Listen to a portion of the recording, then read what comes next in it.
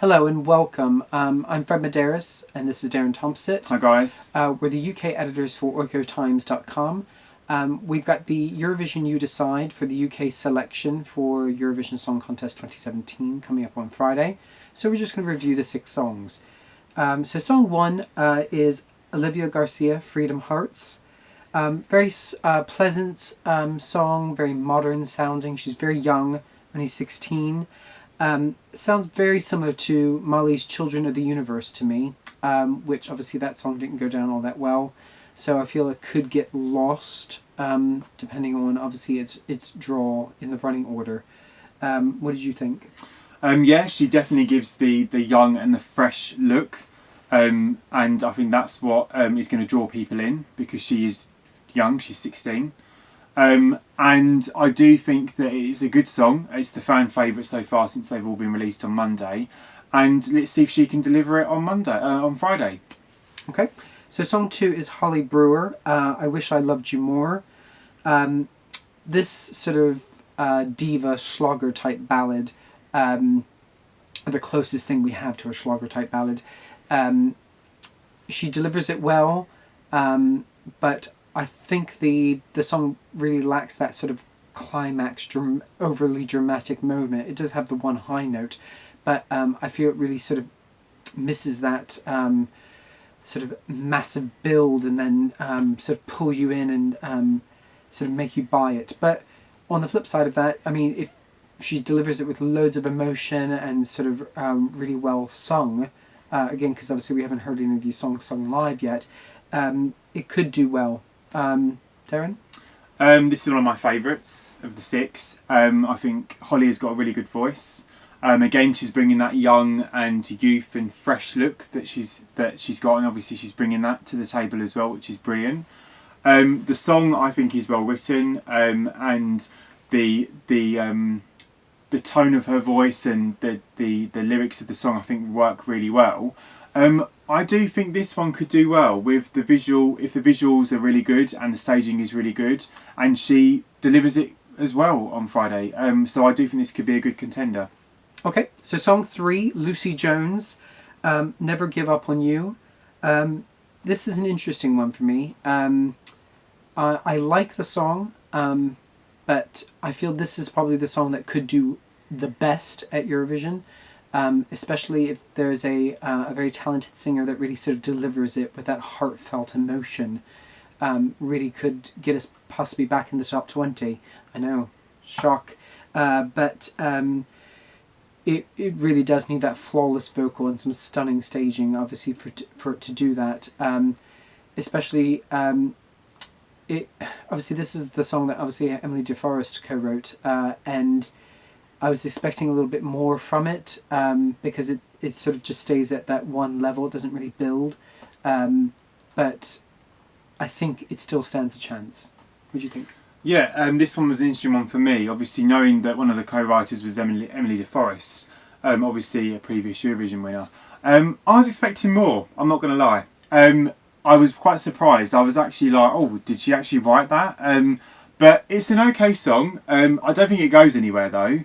But I think if the visuals and the staging is on top form, this could actually do well. So depending on that, and depending on whether Lucy can actually deliver it on Friday, let's see. But out of all of the contenders for obviously representing the UK, they are all from the X Factor, and out of all of them, I do believe that Lucy is the only one that's actually done well since competing in the X Factor. So it can be interesting to see whether she can actually go on to win this. But obviously, let's see what happens on Friday for Lucy. Okay, so song 4, Daniel Johnston, Light Up the World. This is obviously the first up-tempo number, very typical Eurovision style song with a message behind it about, you know, being able to save the world in 3 minutes. But it would potentially do well at Eurovision. It's just a bit too cheesy for me. Daniel Johnston is a very good singer, actually, and can deliver it well. But unfortunately, it's just a bit too cheesy for my liking. What did you think? Yes, I agree with you. It is a bit cheesy. It's a shame because Daniel actually has a really good voice, and He did, obviously seeing him through the X Factor, he has got a voice.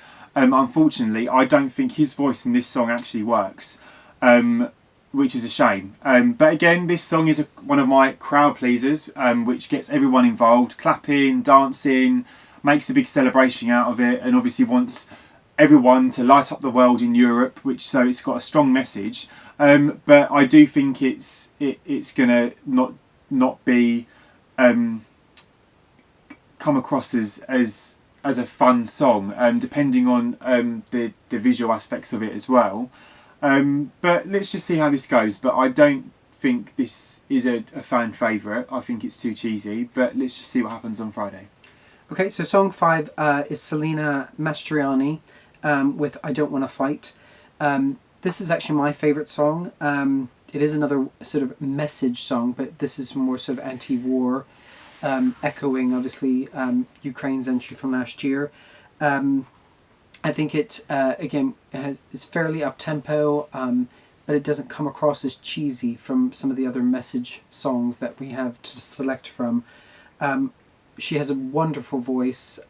She was from X Factor back in 2012, and she really has a soulful delivery to her voice. So I'm actually looking really forward to this one. Yeah, this is another one of my favourites. I'm really looking forward to what is going to be delivered on Friday. She's got a powerful voice, and I do think she's going to deliver well on Friday, but obviously the visual aspects need to back her up on that as well. Obviously being anti-war, obviously songs have had anti-war messages before and have done well, obviously to Ukraine last year. So it'd be interesting to see if this did win, whether we would get the same reception, and if she could go on to win, who knows? It would be fantastic. But I think it's one of the strongest songs that we have this year. And hopefully with the visual aspects, it will do well. Okay, so last song was Nate Simpson and What Are We Made Of? This is another message song. And unfortunately, if I thought Daniel Johnson's song was cheesy and vomit-inducing, this one just takes me over the limit. And there's no redeeming features to this whatsoever for myself. It reminds me of Andy Abraham singing a ballad. It doesn't really do anything for me whatsoever, and not really looking forward to seeing this one on Friday. Yeah, it doesn't tick my boxes, unfortunately. Nate seems a really nice guy, lovely soulful voice, but I just think this song doesn't do anyone any justice really. It has got a message, don't get me wrong, but I think it lacks lots of things really. It's quite boring, to be honest with you. And yes, what are we made of? But the message is so strong, but I just don't think that it's going to do well. And I think if it did win the selection and it was going to compete in Eurovision, I think we could be looking at a last place here. He has got a very soulful voice, but I do think the voice and the song don't really go together.